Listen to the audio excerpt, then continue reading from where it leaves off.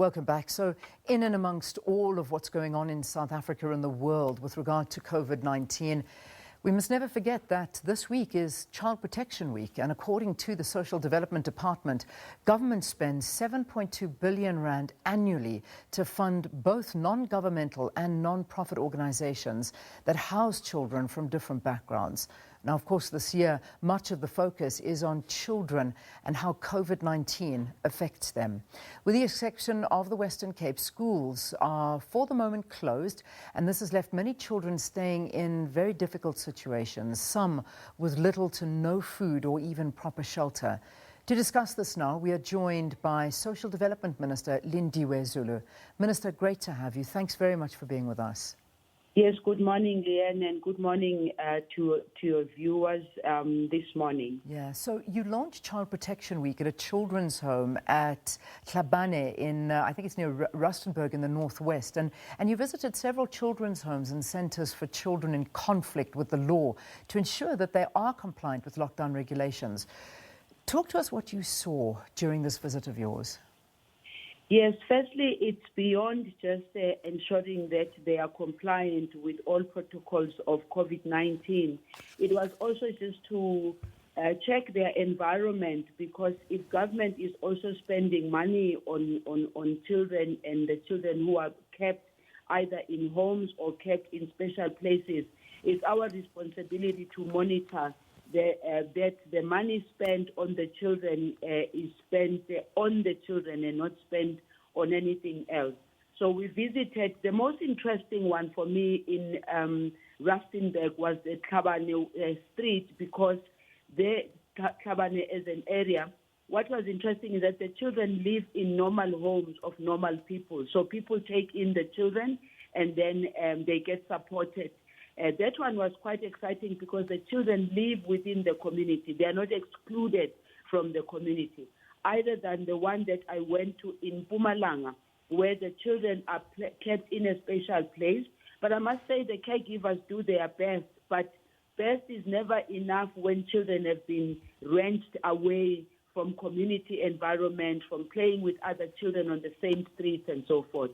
So that is quite difficult for the children. Yeah, and it really is a very difficult situation. I mean, just looking in the streets, looking around townships, you see that there are children everywhere, and very few of them wearing masks, adhering to social distancing. So it is a very big problem when it comes to children, and you can understand it. A child is a child. What's happening on that front? Yes, children must get a good start. Let's start from under normal circumstances, not even just because of COVID. And a good start for children is always associated with a very good environment for their parents and caregivers and everyone. So we start from there, that parents at this point in time, caregivers at this point in time, they have to give extra. They have to give a little bit extra. But giving a little bit extra is one thing when some of the parents are telling you that, well, we are hungry, we don't have this, we don't have that. It's difficult, but we are still pleading with the parents that no matter how difficult it is in your space, please do the best that you can to take care of the children. Because now, as schools, as you say, schools are not open, but schools are open in some places. It's important for the parents to think about their children going to school when the school starts opening. But it's also important for them to make sure that they have the mask. And we've been taught how to do the mask, even if you don't have the money to buy a proper mask. This is a trying time for everybody. We can read as much as we want about the rights of the children and the fact that they are protected, and the fact that we have to protect them because the Constitution does so. But in practical terms, this is the time when we have to dig deeper into our own support systems around us. This is the time when communities are supposed to unite and help each other, because a child who goes out and gets exposed is a child who comes back to the family. But a parent who also goes out and gets affected and infected outside is a parent who comes back to the house where the children are. Yeah. You know, Minister, obviously during this time of COVID-19, it's a specifically vulnerable time for children. I mean, there are many, I imagine, that have been affected by this. Have you got numbers in terms of how many children have actually been affected by the knock-on effects of COVID-19? Perhaps parents and caregivers are in quarantine, they've been hospitalized or even deceased at a time like this. And again, the issue of child-headed households rears its ugly head once again, and the burden falls on children and trying to navigate this tough time. Yes, the figures are the same figures that are churned out by the Department of Health when they indicate to us how many children, how many people are affected by COVID, how many people are in hospital. We do not necessarily at the moment and have specific numbers that we can say children that have been infected. I don't have those numbers off my head. But when all is said and done, is when we talk about numbers of affected parents, affected of caregivers, automatically those have got children in their home, they left children at home. Those who are in quarantine, they left children at home. So the burden is heavier on those that are remaining at home who have to take care. But it's also just a burden, even if you are quarantined and you are quarantining yourself at home and you've got children. You can imagine that that's not a normal environment, and children will be children, will want to play, will do certain things, and that's a stress and strain on itself on the children. But I think the worst of all of these children are those that are in their homes where they are being abused or they are being bullied or they are not being given an opportunity just to play around and grow as children in their own environment. Yeah. That's why I'm saying a good start for children is always associated with a good environment for parents. And as a department, we do have quite a number of programs that are implemented at provincial level, particularly in support of psychosocial support, in getting social workers visiting some of the homes. A lot of our programs are really being implemented at a local level, and I wish to thank the caregivers, I wish to thank the parents, I wish to thank the volunteers, I wish to thank the community workers who, despite the fact that we are under COVID, they are getting up in the morning and going to the places to go and help children, but also they are visiting homes, and that on its own is a danger on its own. But they are prepared to do that because they want to see a South Africa that will come out of this COVID with not too many people infected and affected. Yeah. Minister, in terms of, you speak about domestic abuse and violence against children, and particularly during the lockdown, we've been seeing increased figures of abuse, and you know, that was something that unfortunately was expected, I should say, because there is nowhere for mothers, children to run, and they, you know, are in this environment due to the lockdown. Obviously, it's easing now, but in terms of child abuse during this time, did you see the figures increasing? Have there been many more of these incidences where you've had to see children being moved out of houses? Yes, we've seen more of that, but we didn't see a spike of an increase where children had to be moved out. I think for some reason, this COVID-19 virus has been a very difficult one, but for some reason also people had to think deeper and had to really try their best. We didn't see the numbers going up, especially around children being removed, because being removed from their environment. But of course, there can be another reason that they are not being removed because the children and the mothers are unable to go out and report. And unfortunately, also, we only have one child line, which we need to consider as a Department of Social Development, because we've got the GBV hotline, which they normally use, and then they've got another national child line, but we don't have a child line that is directly associated with us as a department other than the GBV. But the child line is available, and children can call, those who can call. But it's another thing to say children who can call. How are they supposed to make the call when they are being abused? Leanne, my call at this point in time, and the call from government, has always been, many communities know of an abusive environment and children who are abused. Many communities know and they hear of the cries of the neighbor on someone. But sometimes they keep quiet because they say, well, it's got nothing to do with us. The call we are making to our communities is that children can only grow up in a peaceful environment when there is peaceful environment in the community in general. So the call is that those who see it, those who hear it, those who can see that something is not right, we plead with them that they must make the call. The child line is 08000 555 555. The call has to be made because I must also thank the police because they've really been doing their best going out there whenever there is a call. We also have to thank everyone who is a caregiver and all those that are doing their best and stepping up to help the children. We also had the children ambassadors on International Children's Day, and they raised a number of issues, including the difficulties of being locked up with abusive parents. And it was funny that even those that are not abusive, the children were just saying, oh, it's hard to be locked up with parents for a very long time because the parents get irritated also. And the plea is that we need to have the patience.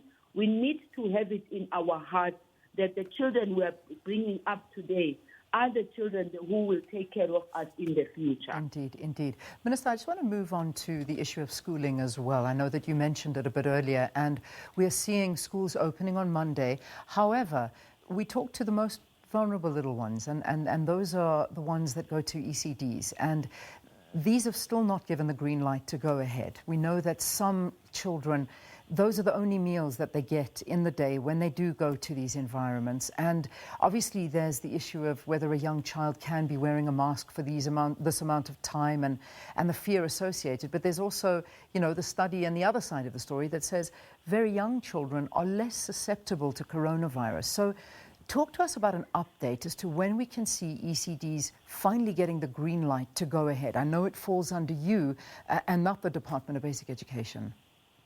Yes, we can only remember that we have different levels. We are at level 3 right now. We're going to go to level 2 and level 1. We have to open up the ECDs when we are comfortable that the teachers, because look, we're talking about ECDs. You're not only just talking about the children. You are talking about the people that have to take care of those children at the early childhood development environment. You are talking about children that have to get into buses, get into cars, get into transport to go to the school. So we do want to make sure that sooner or later we open so that the children can be able to go back to school. But when all is said and done, we need to be comfortable, and the caregivers and the ECD practitioners themselves, they have to be comfortable that we can be able to open. Think about the children who are in vulnerable environments, in communities where, you know, development has not really reached them that much.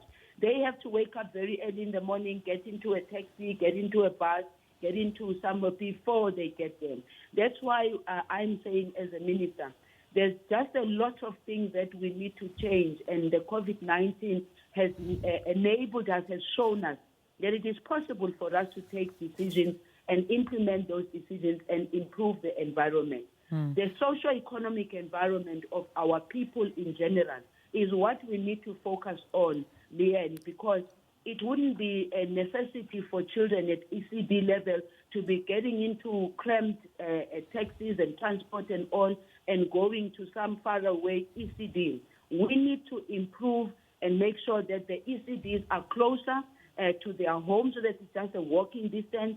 Most children, they just walk, and then most children who are coming from better families, they get into cars of their families and they drop off. So this is the time for us to really take an opportunity to improve and look for new ways of doing things and bringing ECDs closer to the children. Yeah. We will open the ECDs when we are ready. We must make sure that there's PPEs in those places. We must make sure that there's water, because we're saying they must wash their hands. And so you can imagine also with children, we've got to make sure that they have the mask even at the ECD itself, and we've got to make sure that the caregivers are ready for that because they have to be doing things in a very different way. Yeah. It is a difficult situation, but I suppose, many can argue both sides of the story, as you can with every single issue right now. But the one thing that I think is still affecting a lot of people, and I need to get an update from you on two things, unfortunately. I know we're running into time problems, but food parcels, Minister, some people say that they still have not received these promised food parcels. I went out on a mission, I think it was last weekend, and that was with the Nelson Mandela Foundation and the two other foundations as well, that your department is actually helping identify vulnerable families to give them food. This is the first time they've seen food. But from the department's side, in terms of distributing food parcels, what's going on there? Leanne, let me just put this clear from our side, that we have all tried and tested systems of distribution of food, not only just food parcels, but food vouchers also, which are distributed by SASSA under social relief of distress whenever there is distress.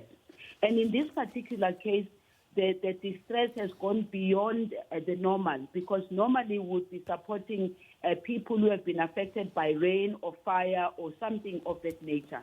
This time around, the entire nation, the entire country has been affected, and therefore the issue of food security it ballooned beyond our own imagination.